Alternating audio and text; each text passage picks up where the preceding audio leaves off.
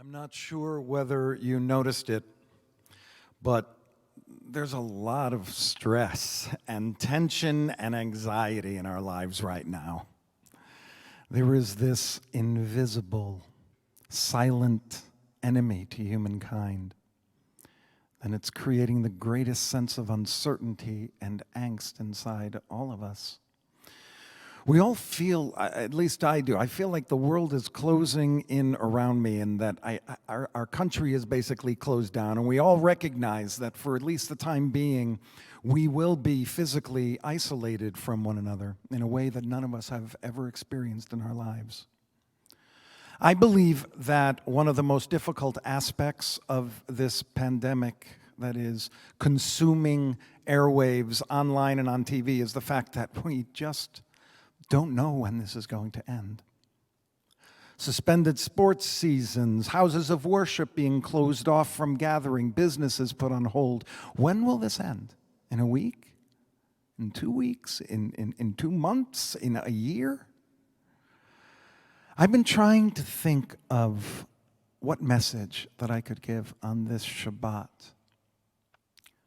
Most of you have read everything that you need to know about this virus, and you've read things that you probably don't even need to know. There's so much information out there representing all points of view that one minute you read that it's the worst threat to humanity that has ever existed, and then in the next article you read that it's actually not so bad. The fact is, none of us know. None of us know really what it is. None of us know how long it will last. None of us know whether we will be closed off from everything for 2 weeks or for 2 months or 2 years. I've often thought about the role of religion and Judaism in particular in our lives. And where does it sit in times of crisis? Over history, many in religion have believed that natural disasters happen as a result of God's punishment for human actions. You know, like what came before caused what is happening now. I personally believe that religion actually comes from the other point of view. Crisis occurs. Pain happens. Moments beyond our power force us to confront our frailty, force us into predicaments we never thought that we would be in that are incredibly difficult. What we do with what happens to us, that is the spiritual endeavor of religion.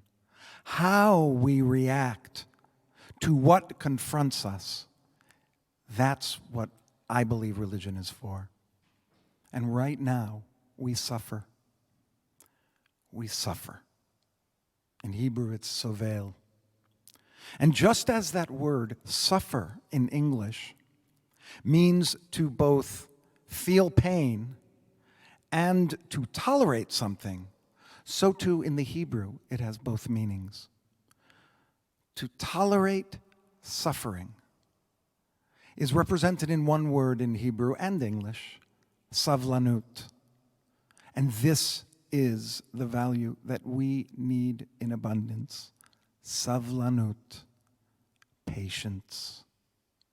Rabbi Reuven Firestone writes that, quote, learning to have patience in God helps us to find the fortitude to deliver ourselves and our fellows from the evils that seem to be an inherent part of real life.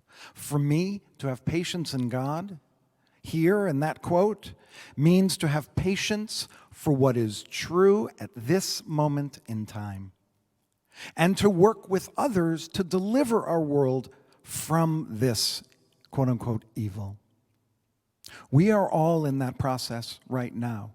With all of the closings and the social distancing and our self-isolation, we are doing that. We are finding the way to deliver all of us from this pandemic.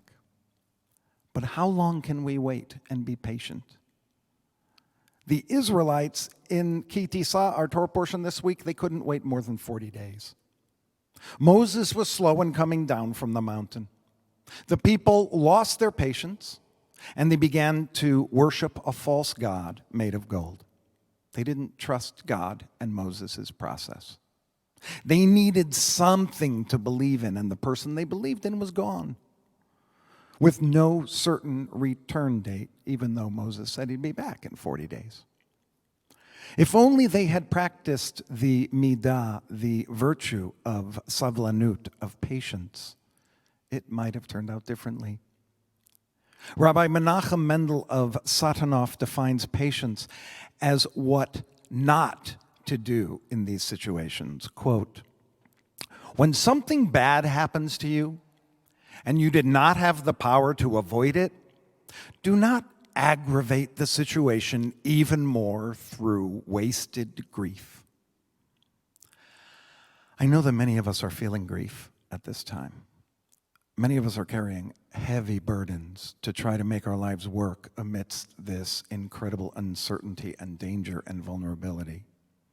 I can't remember ever feeling the way I am feeling right now. Rabbi Alan Moranis points out that this word, patience, savlanut, because it comes from the root to suffer or to have burdens, is, he writes, quote, we learn from this that it's both suffer and burden.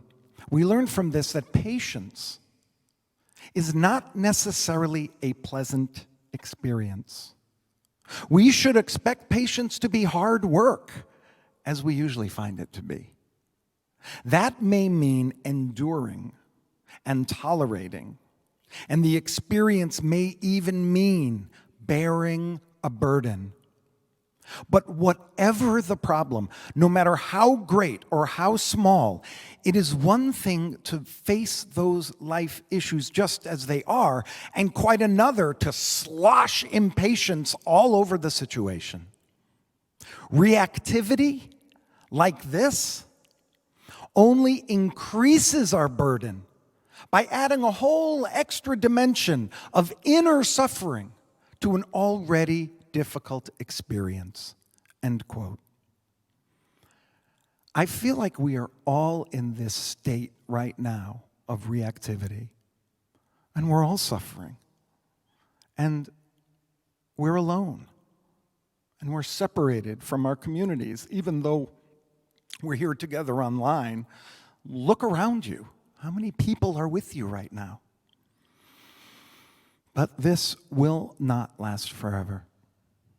But because we don't know when it will end, patience, savlanut, it is a virtue that will help us to cope with this time in our lives. Rabbi Moranis offers a way for us to actually practice patience in our lives each and every day.